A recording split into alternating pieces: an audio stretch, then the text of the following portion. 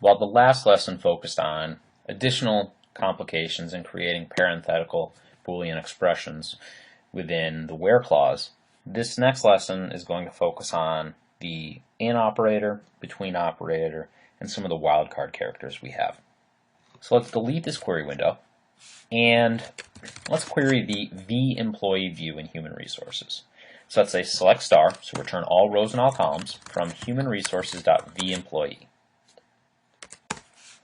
And we want to find all rows where the first name is either Chris, Steve, Michael, or Thomas.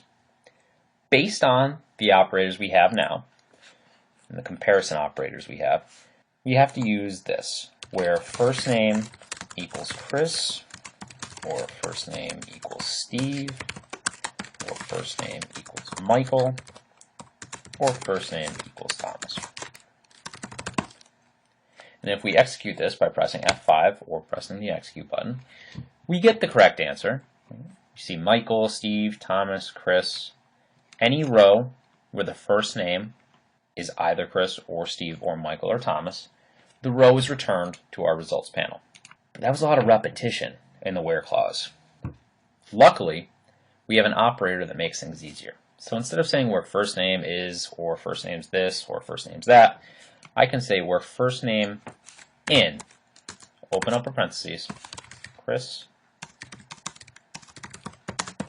Steve, Michael, or Thomas. Now executing this code, I get the same results, but it's much simpler. So you can think of the in as a list of possible values to which we're going to compare back to this particular column. So instead of saying where the first name is either Chris or Steve or Michael or Thomas, I just say where first name in and then list them out separated by commas. Simplifies things a little bit. The next operator we're going to talk about is the between operator. So if we were to go against this table, select star from sales.vStoreWithDemographics, this view, and we wanted to say where annual sales were between $1 million and $2 million. Before we would have to say where annual sales greater than or equal to $1 million and annual sales less than or equal to $2 million. And I run that and I get the right answer. I can check all my sales are between 1 and 2 million, inclusive. But again, we're repeating both an operator and the column in which we're going to compare. We can simplify this by saying where annual sales between 1 million and 2 million. Now I get the same exact result, but I've made this a little bit simpler. And again, in terms of readability, this makes a little bit more sense just looking at it. Show me all rows and all columns from sales.vStoreWithDemographics where the annual sales are between 1 million and 2 million. You almost are writing the code the way that you would explain the criteria or explain the problem that you're being asked to retrieve data for. Anytime we can increase readability, I'm always a fan of that. The next thing we're going to talk about are something called wildcard operators. So suppose we're looking at the humanresources.vEmployee view. So select star from humanresources.vEmployee. Let's take a look at that. We've seen this view before. It's sort of a consolidation of key employee details. Now, let's say I wanted to find all employees whose first name started with MI. How do we do that? We could say where first name, and this is a new one now, like, in single quotes, MI, and then we're going to say %. We're going to close the single quote. When I execute this, I see any first name that starts with MI from this view. So the like is the operator that's telling SQL, expect some wildcard character. This % is the wildcard character SQL finds in this particular query.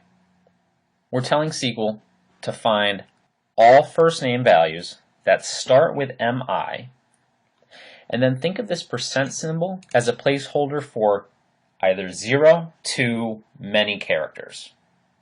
So what SQL is doing is it's saying, okay, this percent symbol represents a character, maybe it represents 10 characters, right?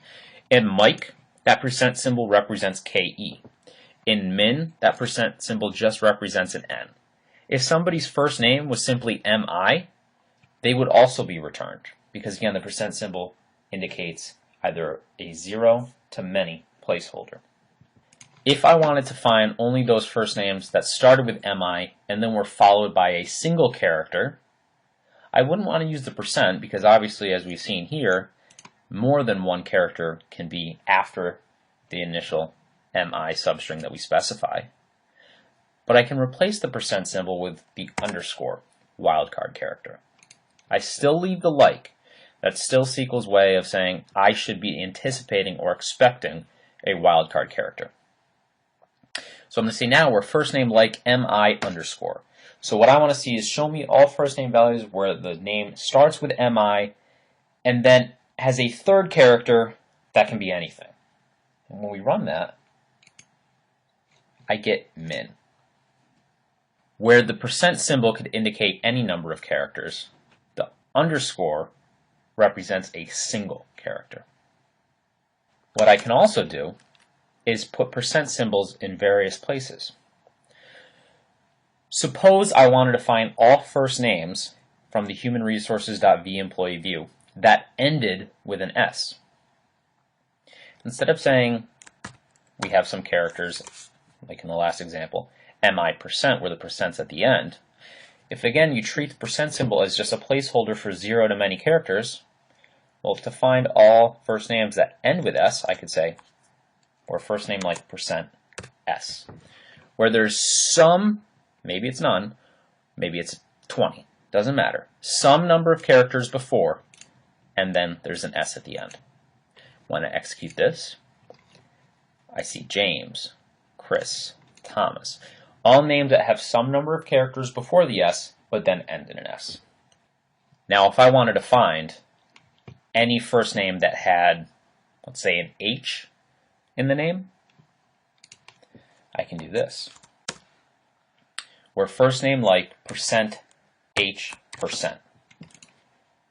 Now I'm saying there can be 0 to many characters before the H and 0 to many characters after the H. So essentially we're saying, is there an H somewhere in this first name? If so, return it.